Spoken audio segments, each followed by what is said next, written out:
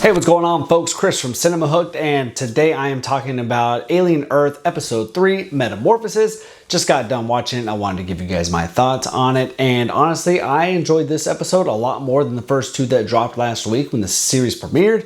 And I think it's because we got a lot more character development in this particular episode, and we didn't get too much more of Wendy, who seems to be the main character of the show, but maybe she's not the main character of the show. Maybe the first two episodes just focused on her. But as Boy Cavalier has said time and time again so far in the 3 episodes of this series, Wendy is his favorite. But in this episode, we got a lot more of the character Curly, who was kind of questioning Boy Cavalier, the boy genius, about why Wendy is his favorite.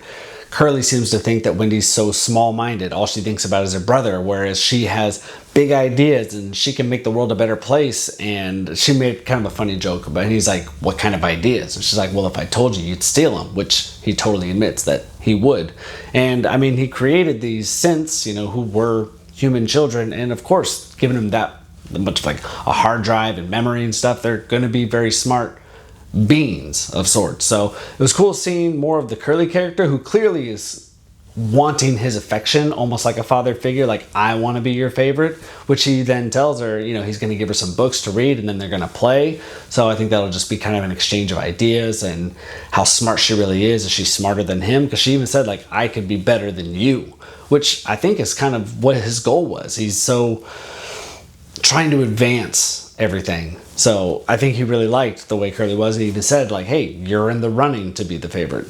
In this episode, we got a lot more of the Smee and Slightly characters, and these actors are doing an incredible job of, obviously being male adults and acting like they're basically 9 or 10 years old, the way they kind of like hid behind each other. It's like, we're not supposed to talk about that. Like, they acted like frightened children. And when you've got Morrow, who was from the Yutani ship, he even asked him, like, are you children? Which really lets his guard down, because he puts his gun away because he's thinking that, well, they're no harm to me. Like, I don't have to worry about these. Then Kirsch shows up, which I love Timothy Olyphant in this show. He's not overly robotic, even though he is a synth.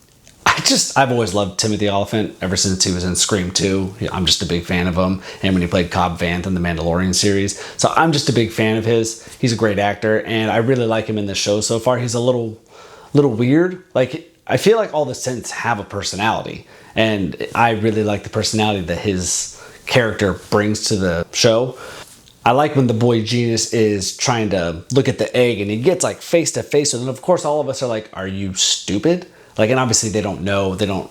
Yet Kirsch does seem to know, because once the egg starts to like open up, he's like, okay. And he just pushes him back into the airlock. He's like, you got to go. He's like, so this thing is going to impregnate human hosts, and that's when it's going to gestate, and it's going to create the xenomorph, and it's going to basically burst out of the body. Let's go back earlier in the episode, though, because episode 2 obviously left with a big cliffhanger with the xenomorph taking Brother Joe and going through that wall and crashing down there. Wendy obviously goes after him, and it went to like a sub-level of the building that the Yutani ship had crashed into, and she's calling out for Joe. He's locked in a, what looked like a storage container of like a 18-wheeler truck, and he's yelling like it's trapped, but she's trying to save her brother, so she goes in after him anyways, and he's like kind of like stuck to the wall because the xenomorph put like this junk on him to, keep him fast in the truck, because it was laying a trap. And Wendy went for it. And there was a really cool, she's cutting him loose. She's got like a machete. She's cutting him loose, and it was really creepy because you see like the butcher, like plastic, like you'd see like a butcher shop, and you can see like the silhouette of the xenomorph, and then it just like peeks its head in, which was really creepy, by the way. It was a really creepy shot, and that's when I love when just alien movies, and now this show, when it can be creepy and kind of horror-esque, and it just kind of peeks its head in, kind of analyzes the situation. It's all, nah, I'm gonna back up, and then it hops onto the roof. You saw the rest. Really cool. Loved it. And I wish we could have really seen the fight, the kill really, of Wendy versus the xenomorph. We did see them fight, and it's got the part come out of its mouth when it opens just right to Joe. It's probably going in for the kill, and she just like hooks it, and she's just like dragging it back, and it just made me think, if you had like any kind of animal, it could be a dog, if you just grabbed it by its tongue and you could see its claws were like pushing back, like nope, because she was dragging them. The door closes, they fight, Joe gets the door back open by hot-wiring the little unit, and then you just see the xenomorph's head cut off, and then unfortunately we see some of the synth, blood that they run on, dripping down her face. She collapses and she is down for the count. So now they're working on repairing Wendy, and also we do see that, you know, when they're clearing out the building, that they have them kind of being medevaced out, and Joe is on a stretcher and so is she. They're taking him back to the Prodigy, Boy Cavalier, to go work on them. We see them operating on Joe, and it was showing x-rays. It was also showing like a laser. It almost seemed like a laser, like cutting his spine maybe. And I don't know if they're just gonna tell Wendy like, oh yeah, your brother died. I don't know. Like, they're keeping him alive at the moment, which I don't know why they're keeping him alive, but they took out one of his lungs, which was very graphic, which I'm fine with that. It didn't get to me. Sometimes surgical type stuff gets to me. This one didn't. But took out a lung and hooked it up and have it breathing to where the lung is alive. And we see Kirsch, Nibs, and Curly. Is it Nibs?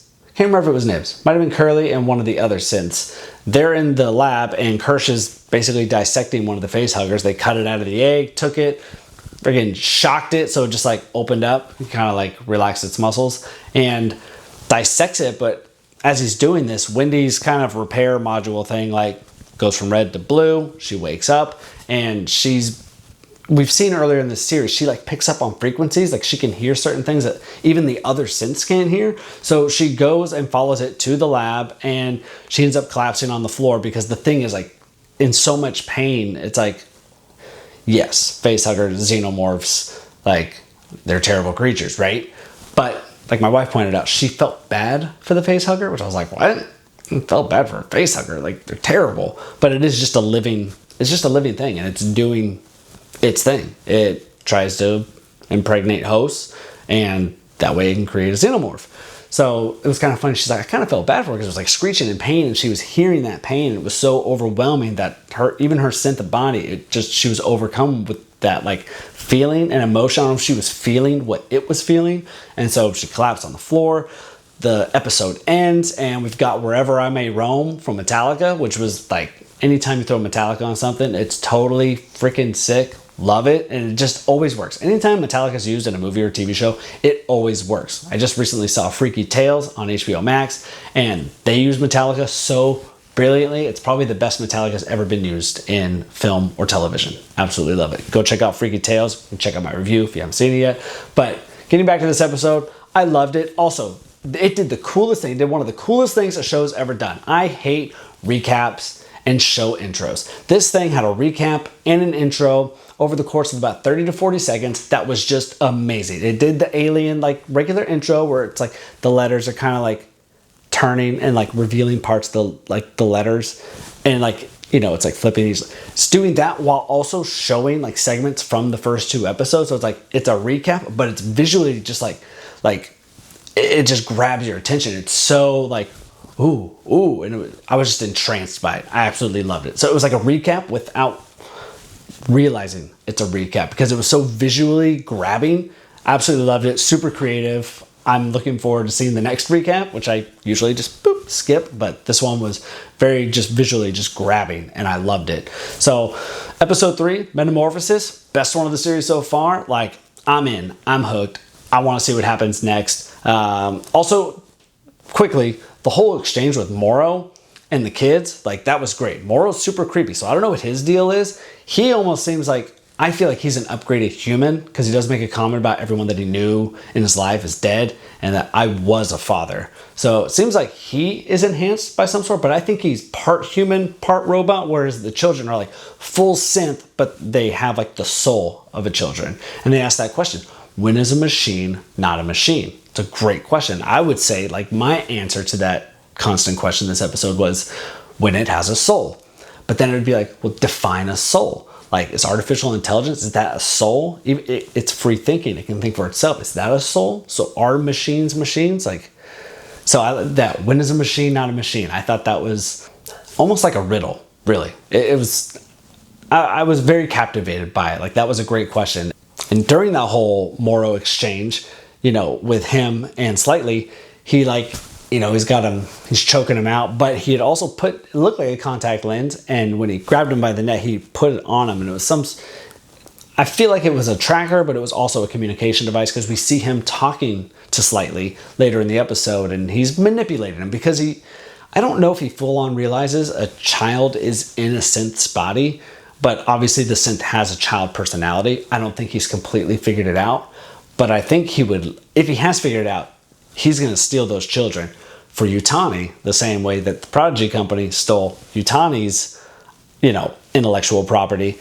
And it's like, oh, I want this technology. Well, I want this alien stuff. So really interesting to see where this series goes. I'm hooked. I really hope Slightly doesn't do something stupid, but he does just seem like a little boy. And the guy I hated how much Moro was manipulating him because he knows it's like a child. And he's like, oh, I was just hoping you could be my friend. You said everybody needs a friend. And Moro's creepy, man. Moro's creepy. He's definitely giving creepy vibes. So I'm excited to see episode 4. I'm excited to see this whole series. Who knows if that leads to like a season 2 or if they'll just have a new alien show. But I love it. Loving it so far. Can't wait for next week. But let me know what you guys thought down in the comments. What did you think of the episode? Was this your favorite of the 3 so far? What did you love the most? What do you hope to see? Let me know in the comments. And if you haven't already, please subscribe to the channel. If you do like this content, I would really appreciate it and it'll help me grow. Hit the little like button down there as well. But I will catch you guys on the next one. And I will be seeing the movie Honey Don't in a couple days, and I'll have my review up for that. In the meantime, if you guys ever want me to review something or talk about a certain subject, let me know in the comments, and hey, I'll check it out. Catch you guys later. Bye.